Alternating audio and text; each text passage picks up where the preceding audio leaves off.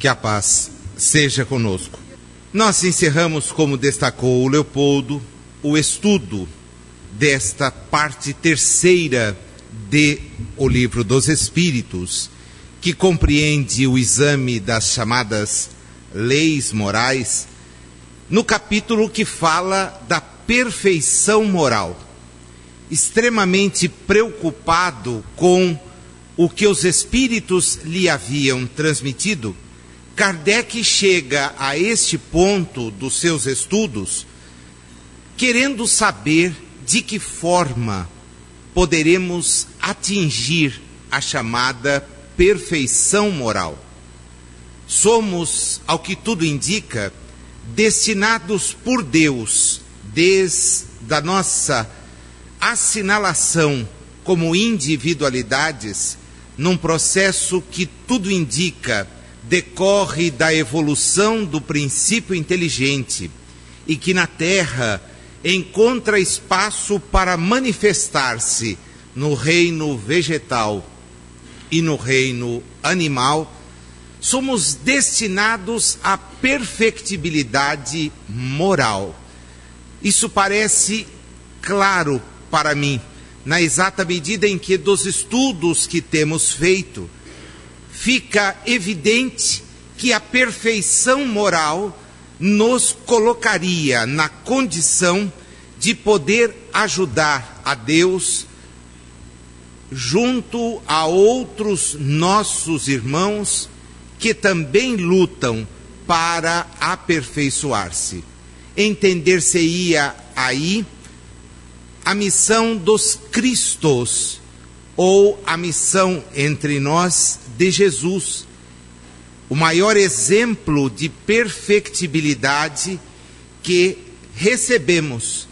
E seria então Jesus, aquele Espírito que, tendo logrado vencer-se a si mesmo, teria condições então de nos ajudar a um grupo muito grande de outros espíritos, a que eles também fizessem as suas trajetórias evolutivas. Coroa então todo o estudo desenvolvido nas 3 partes do Livro dos Espíritos até aqui analisadas, essa questão de como poderíamos atingir a chamada perfeição moral.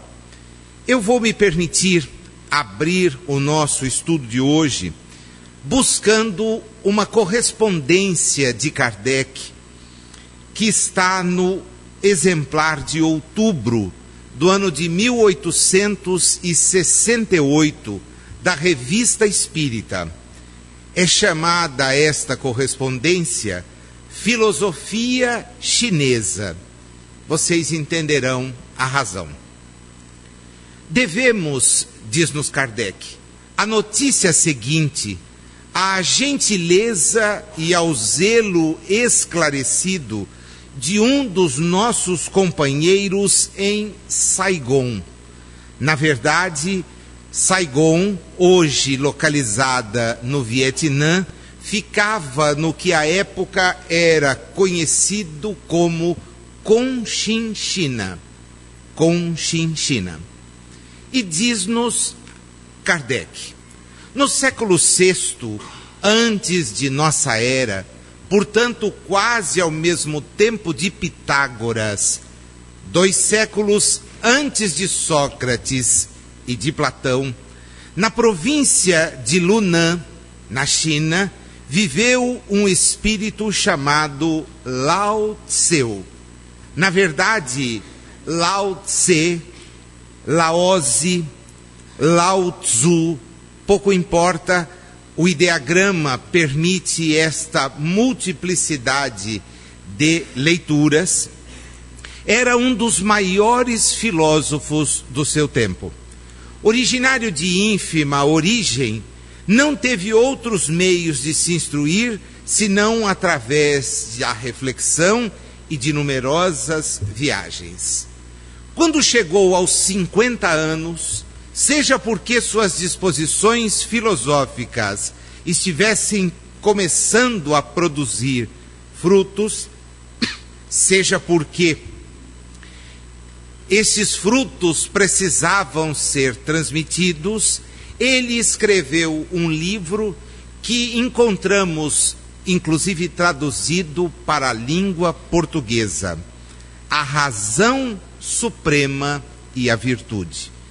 Nesta obra, Lao Tse, deduz aquilo que nos leva a avançar, o chamado TAS, a razão suprema. O taoísmo, movimento filosófico que se embasa nas obras de Lao Tse, nos permite então conhecer a maneira através da qual ele nos diz devamos nos relacionar com o mundo, conosco mesmos, de forma a atingirmos a virtude. Kardec fica encantado com o trecho que o amigo transcreve e que ele depois comenta na revista. E este trecho é o final, onde ele destaca aquilo que para Lao Tse nós devemos fazer. O santo homem não tem um coração inexorável. Ele faz o seu coração segundo o coração de todos os homens. O homem virtuoso, devemos tratá-lo como homem virtuoso. O homem vicioso, devemos igualmente tratá-lo como um homem virtuoso. Eis a sabedoria e a virtude. O homem sincero, devemos tratá-lo como um homem sincero e fiel. O homem não sincero e infiel, devemos igualmente tratá-lo como um homem virtuoso. Eis a sabedoria e a serenidade. Kardec então registra: toda a doutrina de Lao Tse respira a mesma mansuetude, o mesmo amor pelos homens, unidos numa elevação extraordinária de sentimentos. Sua sabedoria se revela sobretudo na passagem seguinte, na qual ele reproduz o célebre axioma da sabedoria antiga: conhece-te a ti mesmo. Sem que tivesse tido conhecimento da fórmula que mais tarde apareceria inscrita no templo de Delfos, atribuída a uma série de pensadores, tudo indica esta seja uma máxima de há muito divulgada por pensadores, no sentido de nos conduzir ao processo que é mesmo a razão da doutrina espírita entre nós. Conhece-te a ti mesmo vem a significar reconheça-te como um espírito em jornada evolutiva. E um espírito em jornada evolutiva é alguém que responde pelos seus atos, que constrói a sua trajetória a partir dos esforços que realiza. É assim que Kardec começa, e vocês verão, é assim que o subscritor da grande resposta que vamos analisar no dia de hoje nos dispõe a entender o papel do Espiritismo. Pergunta-lhes Kardec: qual o meio prático? O meio prático mais eficaz que tem o homem de se melhorar nesta vida e de resistir à atração do mal? Qual o meio prático? Muitos acusam a doutrina espírita, por não a conhecerem, de ser uma teoria, enquanto a doutrina espírita é um arcabouço de regras de cunho teórico, porque reflete acerca de quem somos, mas nos permite traçar a nossa própria jornada evolutiva na exata medida em que descobrimos de onde viemos e guardamos a certeza para onde tornaremos. Sim, como já dissemos aqui inúmeras vezes, nenhuma visão religiosa do mundo, nenhuma, trabalha a questão da pré-existência das mesmas formas, obedecidos os mesmos contornos que o faz a doutrina espírita. Ela veio para o homem racional dos nossos dias, um homem para o qual a ciência, longe de representar um desafio ao conhecimento religioso, se revela como um valoroso subsídio, de maneira a nos permitir, entendendo o mundo, nos situarmos. Longe da visão espírita, afrontar o conhecimento religioso, o conhecimento científico. Longe da doutrina espírita, tomar as verdades que a cada dia as áreas do pensamento humano nos vão permitindo conhecer como coisas de entidades malignas, como tendências a nos conduzir a qualquer coisa diferente do que ao progresso. É graças ao conhecimento, o conhecimento que nos permite compreender a realidade, que vamos nos dando conta que certas histórias não passam mais do que histórias infantis. A ideia de um Deus que tem privilegiados é infantil, é ridícula, não condiz com a nossa pequena evolução espiritual. Se alguém tem 2 filhos, jamais tratará um melhor do que o outro. É o contrário? Evidentemente que não. Se nós, imperfeitos que somos, tratamos aqueles que nos fazem a companhia como espíritos reencarnados na condição de filhos de maneira igualitária, por que a inteligência suprema haveria de adotar comportamento diverso? E o que ensinam as escolas religiosas? Deus está conosco, não está com o vizinho. O mundo conhece mais guerras religiosas do que por outra coisa. Como pode o Deus que Jesus nos ensinou ser o amor, a pregar, estimular a dissensão entre os homens? Não há sentido. Isto é ilógico. Como ilógicas são as construções teológicas de um céu onde as criaturas não fazem nada, de um inferno onde arde um corpo que ficou sepultado na terra. Ah, mas vai arder.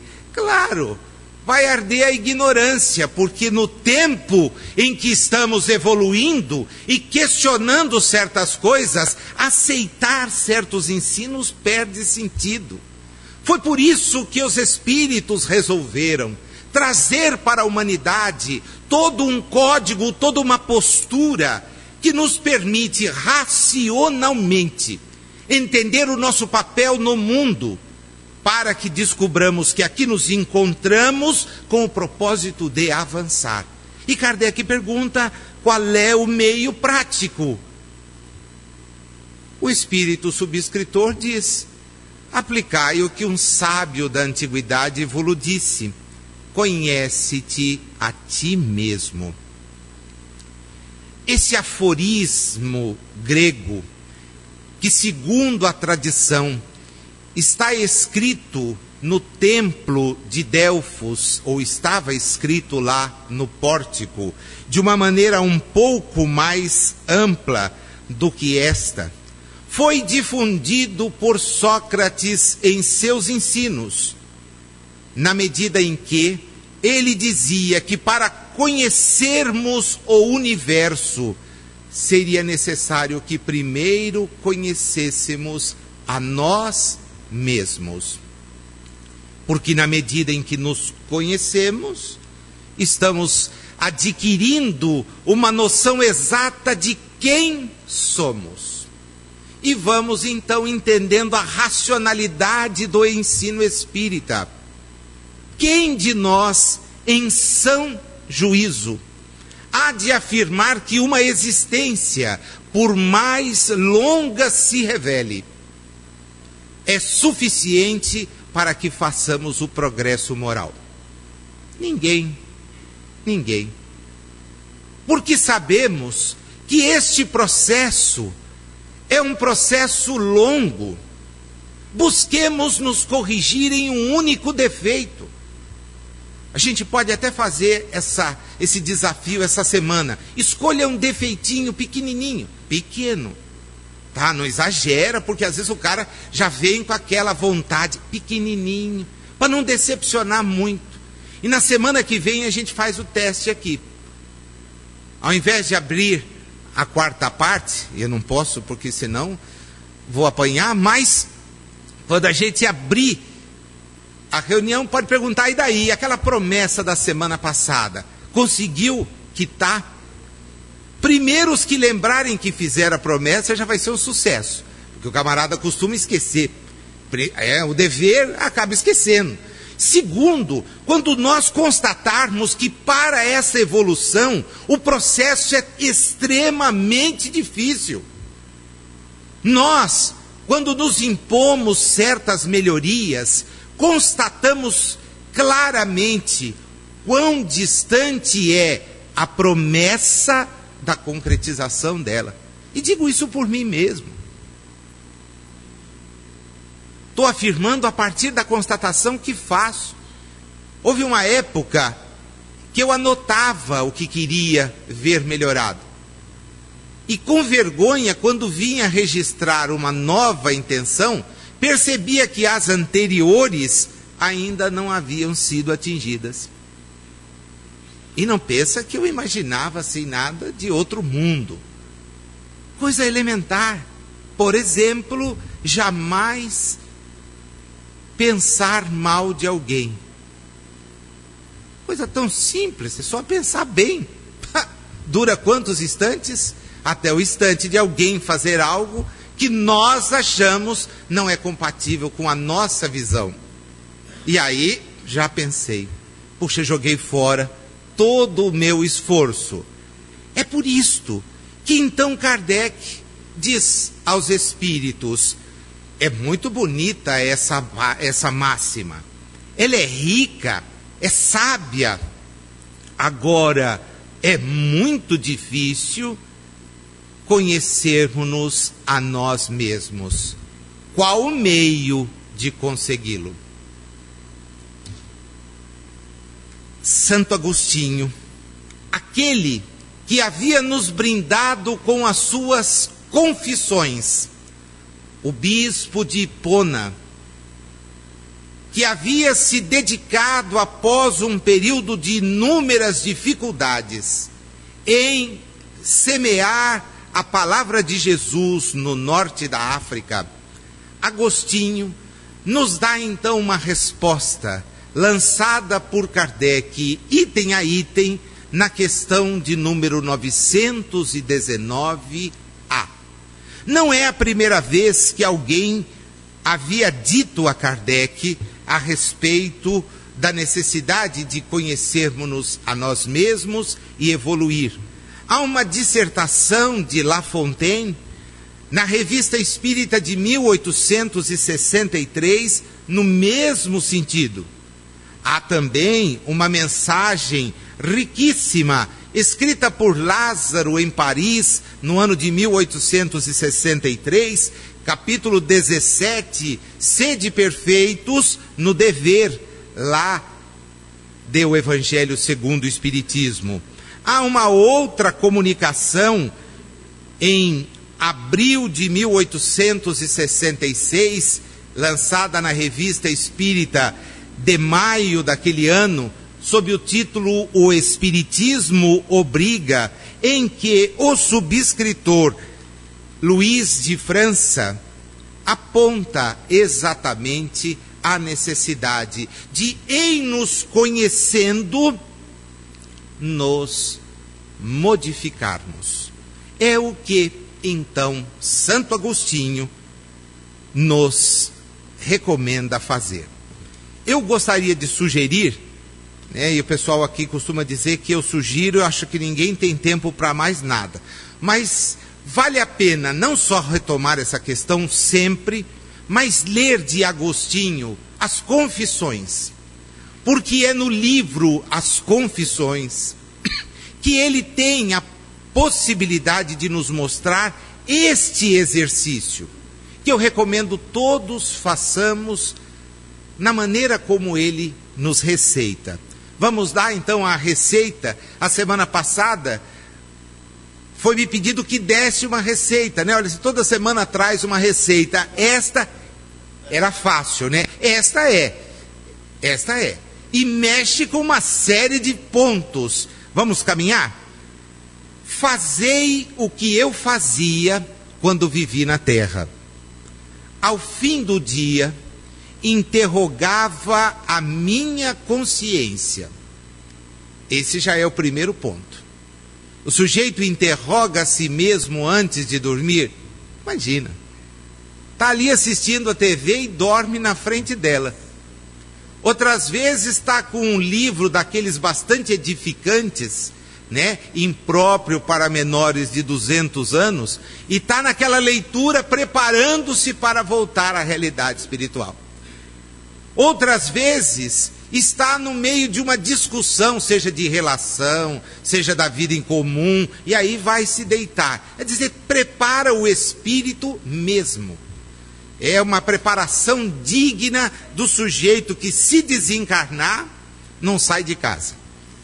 O processo é muito simples, porque Agostinho vai nos dizer: todas as noites morremos. Isto é, voltamos à realidade de onde somos procedentes.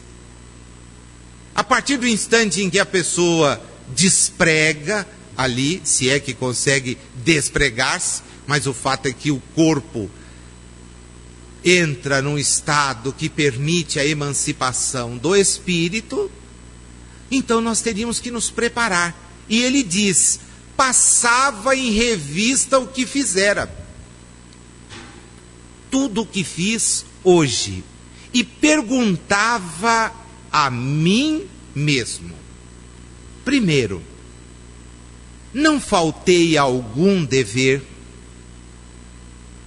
Segundo, será que alguém hoje está indo dormir com algum motivo para de mim se queixar? Essa é a primeira regrinha, então. Qual, Nazil? Primeiro se preparar para dormir. Ponto 1. Ah, mas eu faço toda a higiene. Não é a corporal, é a espiritual. Pare, reflita, passe em revista. E a gente, quando adota essa prática, vai descobrindo todas as barbaridades que fez.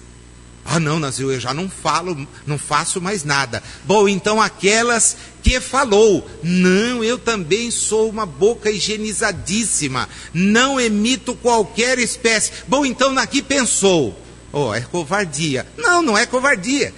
Para a gente ser melhor, é necessário enfrentar-se. E nós responderemos pelos atos, pelas palavras, pelos pensamentos que emitirmos, porque ainda estamos repletos de sentimentos que nos impedem a condição de espíritos perfeitos moralmente. É essa a chave. Queres ser feliz? Sim, melhora-te.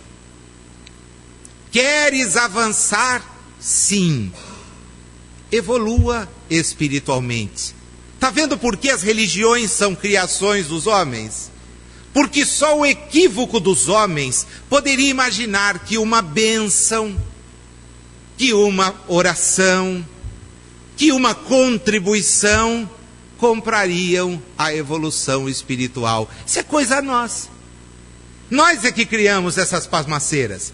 Como nós criamos os clubinhos em que só entra quem tem a senha e outras bobagens, criações nossas. A inteligência suprema, a causa primeira, quem de nós acha que vai iludi-la? É tão infantil ainda que não conseguiu perceber esta realidade. Mas não tem problema. A reencarnação é o processo. O complicado será para nós espíritas.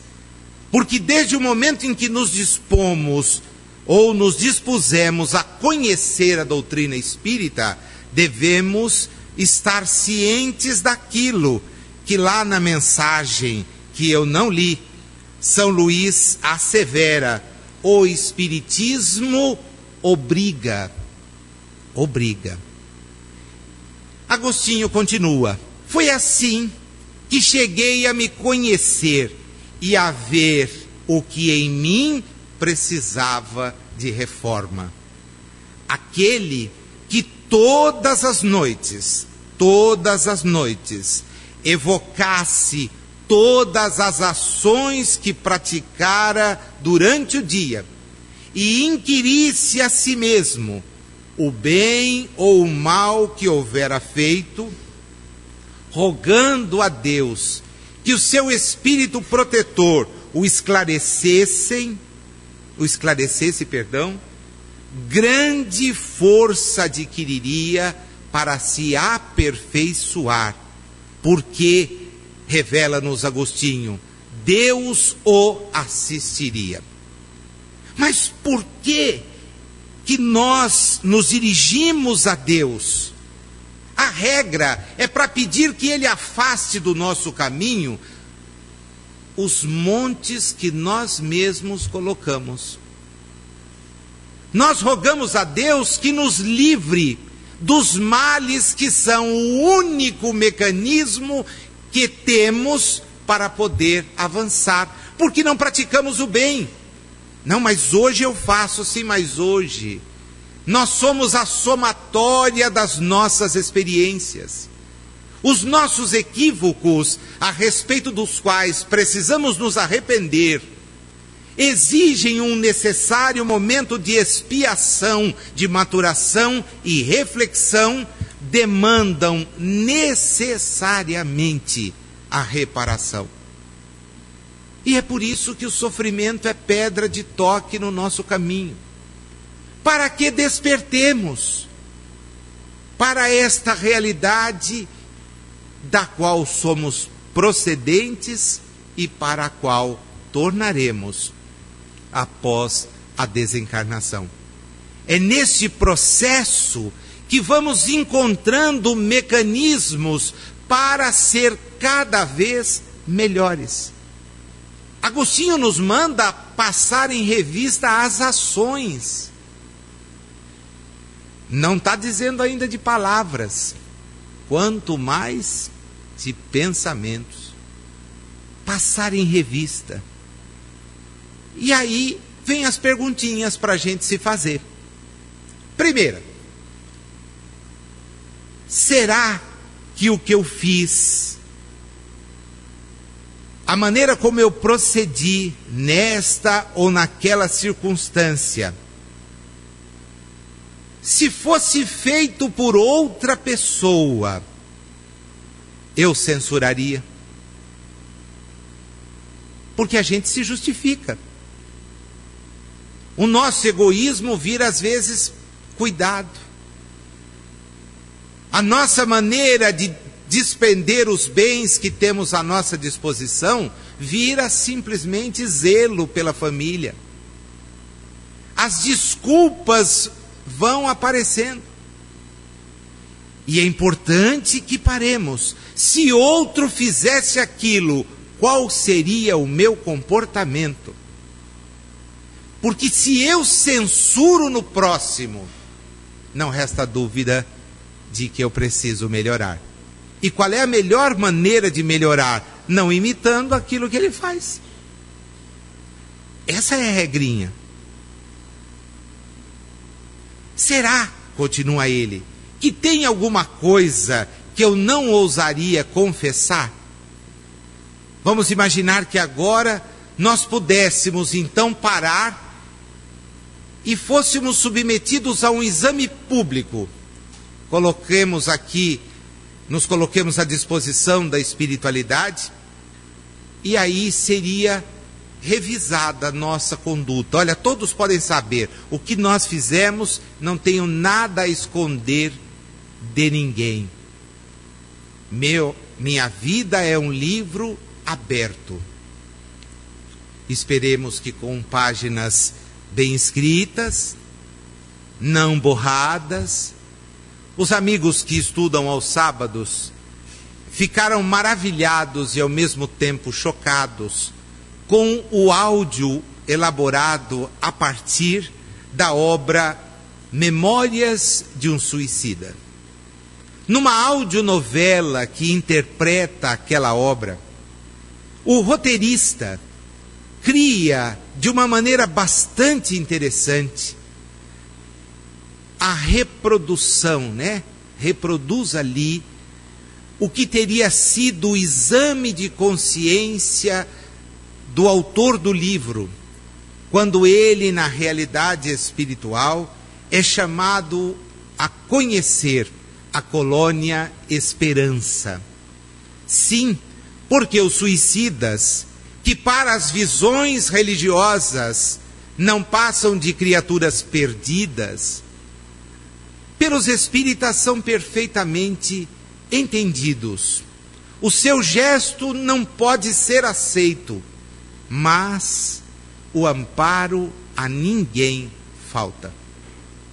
Só que esse processo de maturação conduziu lá o Camilo a isso.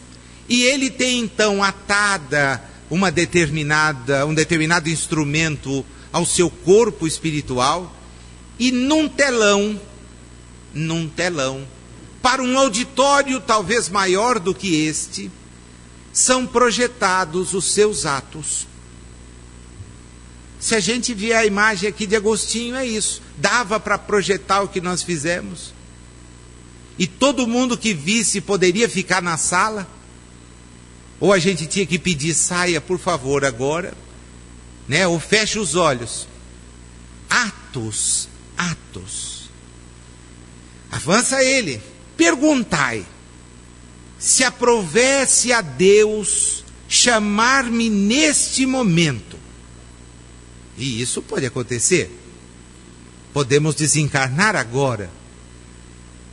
Teria que temer o olhar de alguém ao entrar de novo no mundo dos espíritos, onde nada pode ser ocultado? São perguntas. Será que nos tranquiliza saber que, se tivermos que voltar amanhã à realidade espiritual, voltaremos tranquilos, harmonizados com todos, cumpridores dos nossos deveres? Ele avança. Examinai o que pudestes ter obrado contra Deus, depois contra o próximo, e finalmente contra vós mesmos. As respostas vos darão ou o descanso para a vossa consciência, ou a indicação de um mal que precise ser curado. Esta é a regrinha, meus amigos.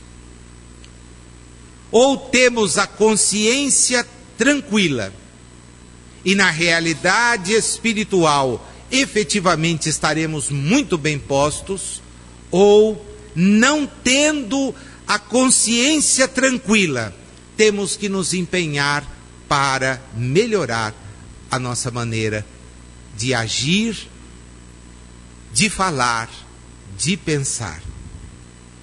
O conhecimento de si mesmo é, portanto, a chave do progresso individual.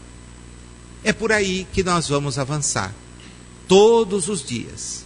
Mas não esqueça de fazer isto, todos os dias. Nazil, vai ter que mudar minha rotina. Muda e reserva um tempo para refletir. Porque só quando conhecemos-nos Só quando descobrimos que as nossas ações, as nossas palavras, os nossos pensamentos não traduzem aquilo que efetivamente precisamos ser, é que vamos tendo a coragem para nos modificar. E assim vamos sendo melhores. Vejam que em nenhum momento da fala, como em nenhum momento da doutrina espírita, está dito que chegaremos à perfeição moral na terra. É um objetivo, mas é um objetivo que para os nossos espíritos passa a se tornar um grande desafio. Um desafio que justifica estar reencarnado. Porque jamais antes na história das nossas existências, e múltiplas foram elas, tivemos a chance de um conhecimento tão puro. Conhecendo-nos como a si mesmo se conhece, Santo Agostinho ainda afirma: direis como há de alguém julgar-se a si mesmo? Não está aí a ilusão do amor próprio para atenuar as faltas e torná-las desculpáveis? E aí ele dá situações que parecem assim, tiradas de nós, né? O avarento, o que é o avarento para si mesmo? Um sujeito econômico, sou previdente, é por isso que eu guardo tudo.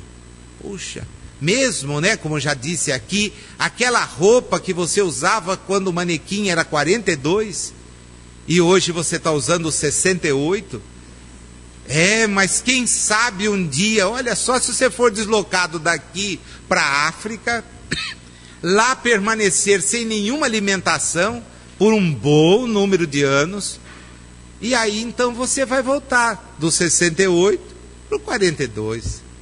Não, e esses sapatos que eu guardo? Porque o dia que eu comprar uma bolsa, eu vou usar com essa cor de sapato. Puxa, é verdade, Eu gostaria de ter uma bolsa para cada sapato, além do cinto. Isso é coisa de homem, tá? Então o sujeito tenta, né, uma bolsa, uma pasta. Mulheres não pensam nisso jamais. É uma questão assim masculina mesmo, né? Veja, para que o acúmulo desnecessário? Então o avarento vai dizer, é previdência. Eu estou sendo previdente para amanhã, por isso é que eu guardo. Tem mais. O orgulhoso diz, não, o que eu sou é uma pessoa digna. Eu sou uma pessoa digna, os outros é que são indignos. Eu sou digno. Quem somos nós para nos julgarmos acima de alguém?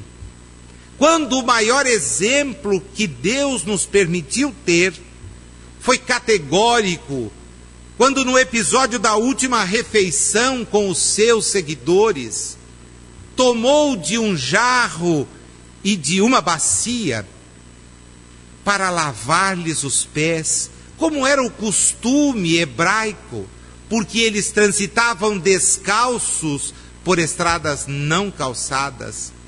As estradas calçadas pagavam pedágio a Roma. Por isso é que todos os caminhos levavam a Roma, os calçados.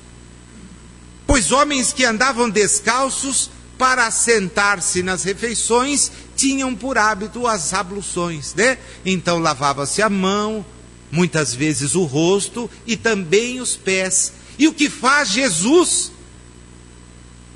Vai fazer isto em relação aos que o seguiam, para lhes ensinar que a humildade é a única virtude que há de nos fazer melhores.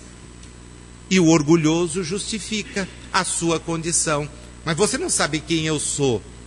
Você não sabe o que eu tenho, a minha posição.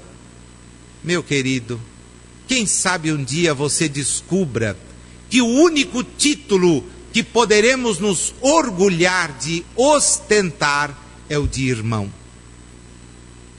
Porque como irmãos, em nos tratando, construiremos um mundo muito melhor. Mas, e de novo insiste Agostinho, quando estiverdes indecisos, sobre o valor de uma de vossas ações. De novo, vos pergunteis, como é que eu qualificaria isso se fosse tomado por outra pessoa? Se a censurais noutrem, não na podereis ter por legítima, quando fordes o seu autor. Pois que Deus, a sabedoria infinita, não usa de duas medidas na aplicação de sua justiça. Então não há por que ter privilegiados, mas há sim, com toda razão, por enaltecer os que se esforçam. Diz ele, mais avante, aquilo que a gente não quer. Procurai também saber o que dela pensam os vossos semelhantes, e não desprezeis a opinião dos vossos inimigos. Ah, não é do amigo? Não, é do inimigo. Por que nasceu a opinião do inimigo? Porque esses, os nossos inimigos, não têm nenhum interesse em mascarar a verdade. E Deus muitas vezes os coloca ao nosso lado como um espelho, a fim de que sejais advertidos com mais franqueza do que o faria um amigo. Os nossos amigos não nos dizem sobre as nossas falhas, querem nos agradar. Quantas vezes nós não falhamos com a nossa amizade, porque percebendo alguém numa conduta equivocada, falamos dele, mas só por trás, não na cara, face a face. Senta aí que eu preciso conversar com você. E aí dizemos, puxa, mas você parece meu inimigo. Não, eu quero ser mesmo seu amigo. Os inimigos são os amigos que Deus nos permite conquistar. E quando nos apontam o defeito, amigos, pensemos, porque é sinal que ele existe. E nos cabe a correção. Inimigos nos perseguem na terra? Sim, mas muito mais na realidade espiritual. Logo, é importante ouvir daquilo que eles nos acusam. Se não é verdadeiro, pior para eles. Mas se é verdadeiro, tratemos de corrigir. É a maneira de ser perfeito moralmente. Continua. Examine a sua consciência, aquele que se sinta possuído do desejo sério de melhorar-se, a fim de extirpar de si os maus pendores e dar uma imagem belíssima, um jardim com flores, plantas ornamentais, etc., e ervas daninhas. O que destoa ali? A erva daninha. Então tem que ser arrancado.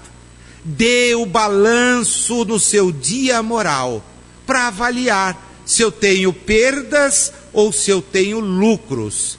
E diz-nos ele, vai ficar consciente de que as perdas são muito maiores. Se puder dizer que foi bom o seu dia, poderá dormir em paz e aguardar sem receio o despertar na outra vida. E aqui então me parece, mais uma vez reforçada, a ideia que os espíritos transmitem, no sentido de que o nosso temor da morte não é nem tanto o temor de perder a existência física. Essa é a razão pela qual o espírita, por exemplo, não pode temer a morte. O verdadeiro espírita sabe que a morte não existe. Nós voltaremos. Há aqui uma multidão de companheiros nossos desencarnados, presentes aos trabalhos aqui, todos os domingos, que nos testificam que a vida prossegue. O drama está como voltar de mãos vazias. Como aportar na realidade espiritual, tendo a oportunidade de praticar o bem e não tê-lo feito. Aí está o temor. Porque seremos nós, a nossa consciência exposta. Puxa, Nazil, que bacana, hein? Acompanhava suas palestras todo domingo. Não tinha nada o que fazer, ia lá para o CA, que acompanhava. E agora vejo você nessa situação de miséria na realidade espiritual. Quer dizer, você não aplicou nem você aquilo que você enunciava? Vou reclamar de quem? De quem? De Deus? Do próximo? Formulai, diz-nos ele, de vós para convosco, questões nítidas e precisas, e não temais multiplicá-las. Justo é que se gastem alguns minutos para conquistar uma felicidade duradoura. E aí dá outro exemplo. Como é bacana, né? Eles vão construindo raciocínio e para a gente assimilar, vem o exemplo. Você não trabalha há anos e anos pensando na aposentadoria? Você não se esfola, não se prejudica, não descansa enquanto tem algo para garantir a sua velhice? Pois bem, o repouso não é o seu desejo? Ah, sim, por isso você não faz viagens, não suporto tudo, mas eu não vejo a hora de obter. Pois bem, diz ele, que é esse descanso de alguns dias, geralmente gastos em consultórios médicos, porque o sujeito que se bombou para chegar até essa idade, vai depois gastar tudo aquilo que poupou de consultório em consultório.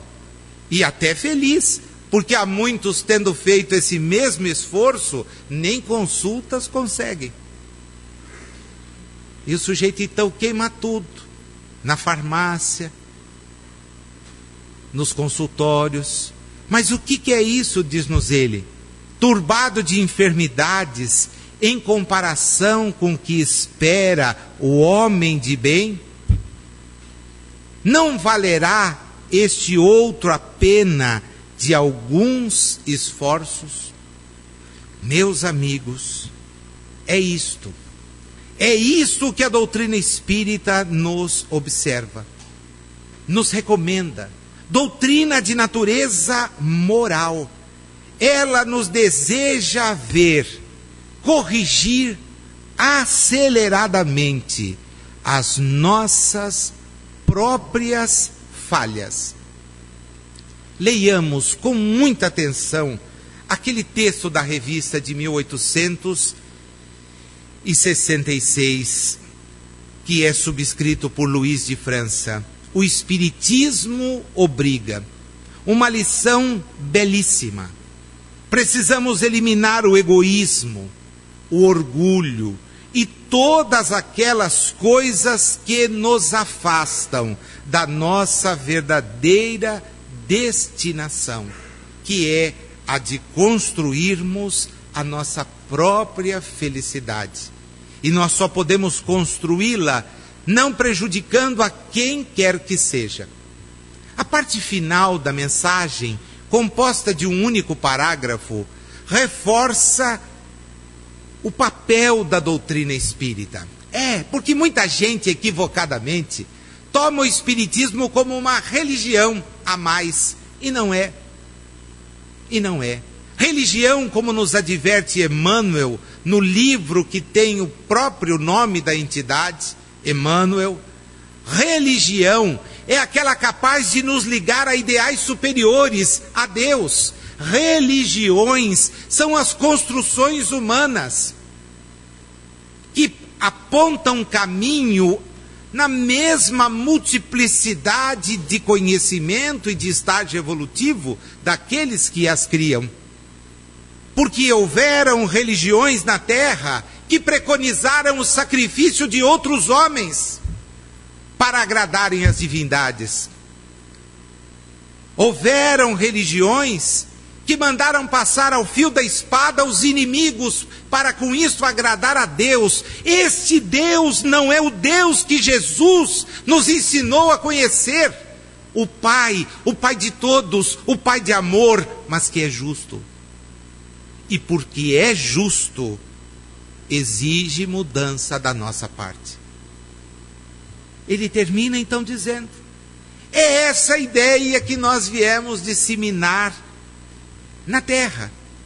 Eliminar qualquer dúvida, para que vocês compreendam o futuro, de modo a não restar nenhuma dúvida.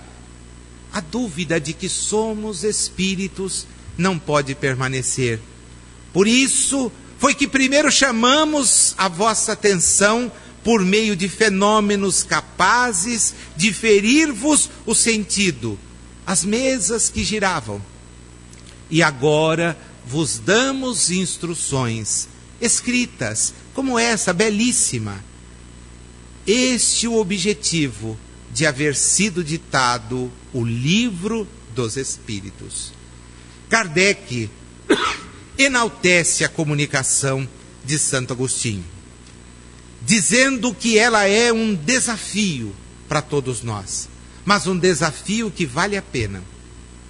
Tomemos para fixar, encerrando a nossa exposição, a imagem clara do que é poder avançar depois da existência. E comparando aos esforços que fazemos para ter uma existência na velhice mais tranquila, mediante as contribuições que fazemos à Previdência, aos recursos que guardamos, buscando dar-nos uma vida mais tranquila, quando os anos pesarem na experiência, nos apliquemos em conquistar a paz íntima, que há de nos fazer voltar à realidade espiritual bastante tranquilos em relação a nós mesmos. Eu sempre termino trazendo o trecho de uma mensagem, etc. Como hoje eu fui tão detalhista, eu quis trazer uma única frase, que é para nos levar para casa pensativos.